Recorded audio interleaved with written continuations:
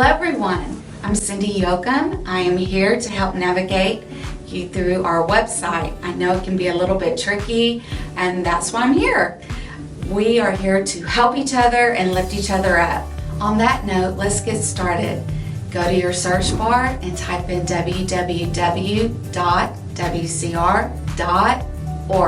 and it will take you straight to our website. You have now arrived to our website. Welcome in. I invite you to browse at all the beautiful graphics and tidbits that Women's Council has provided for you. My favorite is the mission statement that has a clear vision of who we are as an organization. Hope you enjoy. Now that you've arrived at the blue screen, enter in your correct email and your password and you will be logged in. Next, you're going to set up your account page. This page is important because it reflects you to our other members.